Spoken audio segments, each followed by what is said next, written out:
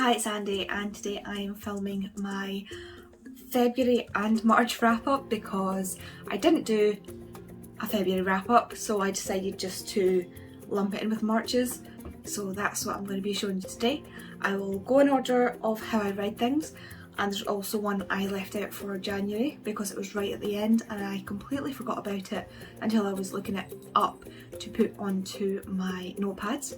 So without further ado, I will get into telling you about the books I read in February and March. So first of all is actually the book I read at the end of January, and that is Love and Colour by Bolu Babalola. I really enjoyed this. I listened to it through Audible, and it is a story about love, really. I can't quite remember what it was all about. I think I need to reread it to really understand it, but it followed different people and different scenarios of love, all from the perspective of people of colour, mainly black people, and it was a beautiful story. It jumped, I think, around other stories, so it wasn't one consistent story, but I think I need to read this again to really understand it because I sometimes find that audiobooks don't do me well with stories, and I feel like for this I need to read the physical book. Next, in February, I started and finished my reread of the Lunar Chronicles, which is Cinder, Scarlet, Cress, and Winter. So I actually read Scarlet for the Buzzwordathon. So the theme of the Buzzwordathon was a book with a colour in the title, and Scarlet is red colour. So this, I wanted to reread these books anyway, and it just fit in really well with the Buzzwordathon. This world follows more of a futuristic world of ours, where the world has been split up into different areas. So there's Europe is one area, Africa's one area, we've got an Asian area which is mainly where we are. So New Beijing is where this is set for most part, especially Cinder. Cinder's from New Beijing. She is an android, and she's not treated very well by her stepmother, as you can probably tell by the fact that it's a Cinderella retelling. And she also meets the Crown Prince of New Beijing, and there's a plague happening in the world at the point of this story, which has been killing the citizens. There's also Luna, which is the moon. There is a colony on Luna that has sort of evolved into this new species, which are the Lunars. And the Queen of Luna is not great. She is manipulative and she is kind of evil, and she wants to marry Prince Kai so that she can be the Empress of the largest commonwealth in the world. I'm explaining this really badly, so Cinder basically follows Cinder, and then you pick up Scarlet, which is based on Little Red Riding Hood. They then meet Cress, who is based on Rapunzel, and then finally Winter, who is the niece of the Queen of Luna, and she's obviously based off of Snow White. Next, I read the Guernsey Literary and Potato Wheel Pie Society. This I saw the film for, or saw parts of the film, and it made me really want to read it. So I picked up the book and ended up not quite enjoying it as much as I thought. It is told in letter format, and that doesn't really fit well with me. It's the same for The Perks of Being a Wallflower. Love the movie, not really keen on the book because of the letter format.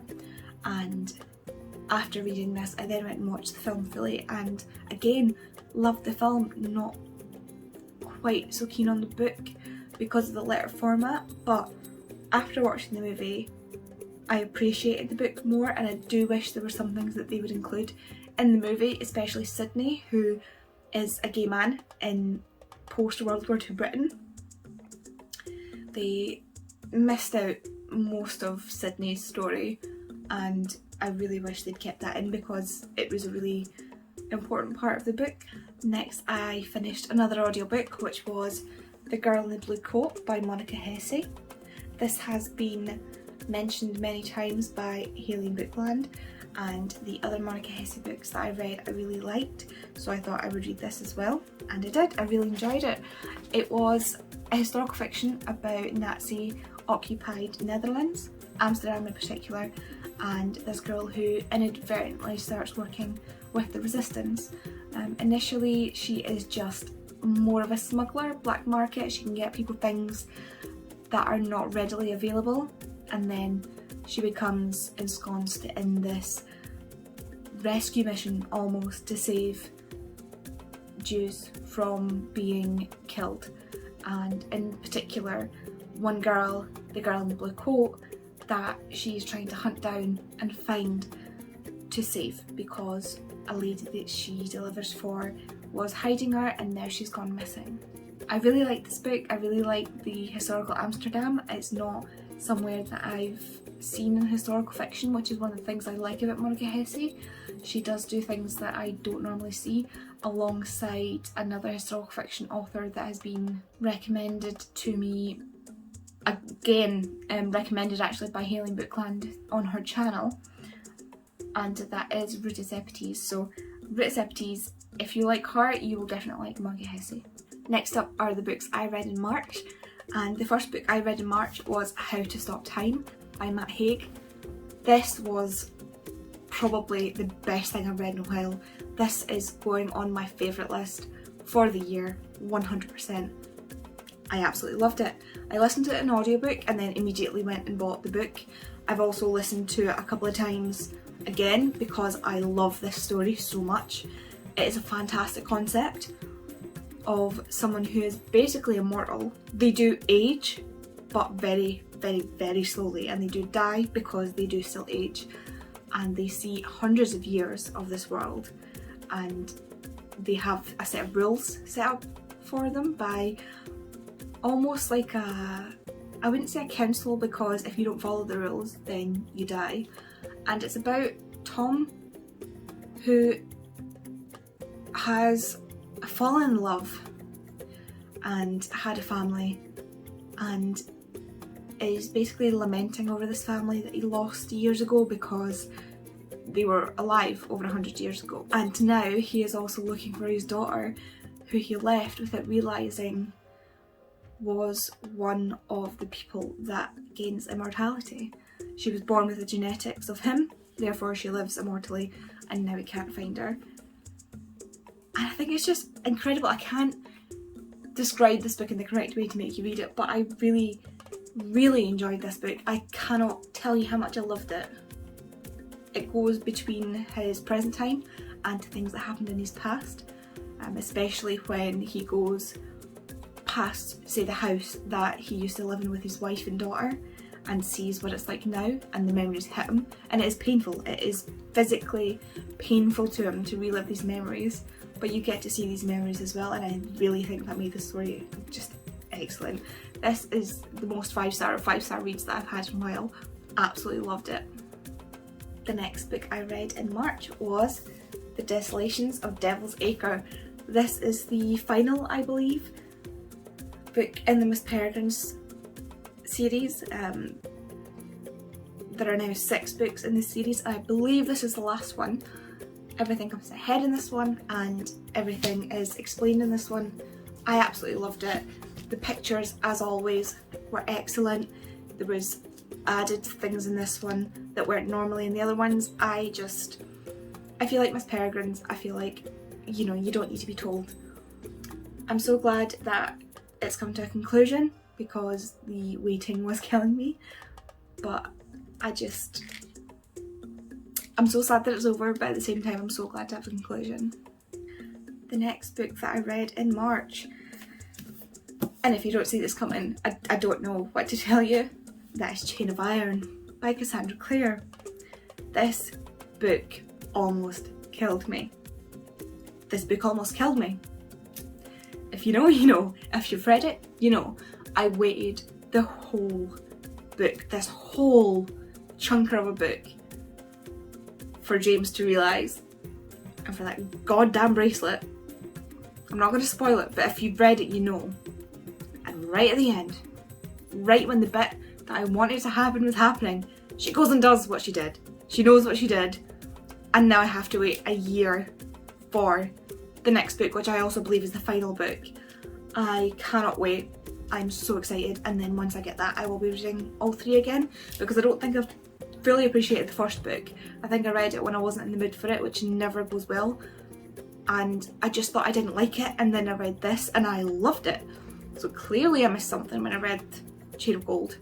So I'm going to reread that. I will reread this again as well when I get close to the next one, which is Chain of Thorns. But I don't know how she does it.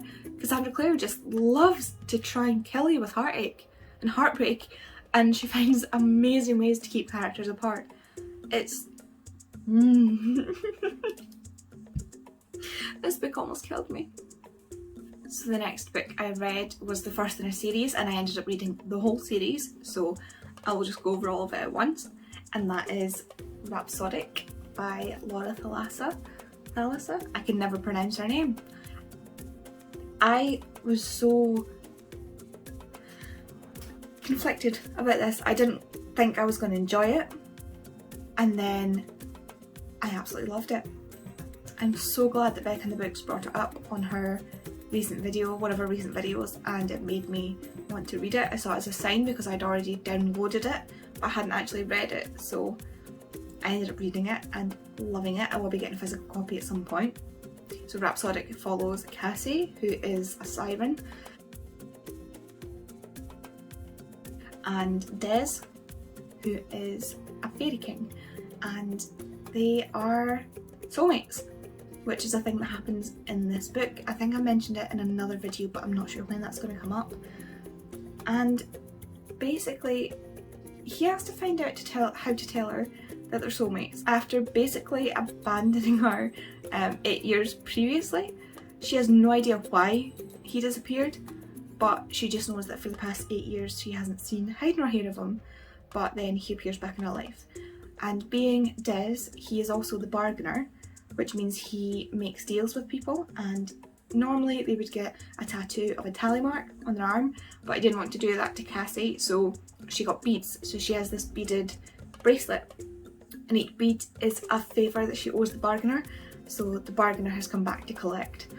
And it is a fantastic love story for me. I love it. It is an adult book, a very, very adult book. I don't think I've read books with this much smut in them. I have my Lindsay Sands books, which are pretty smutty, but this actually took me by surprise because I'm used to reading YA books. But I loved the way that there was a give and take with Cassie and Des.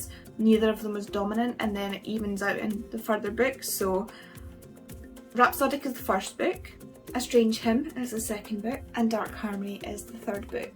There is also a novella to go along with it, which I read, spoiler, in April, because it is Emperor of the Evening Stars, and the April word for Buzzwordathon is space words, so stars fits into that.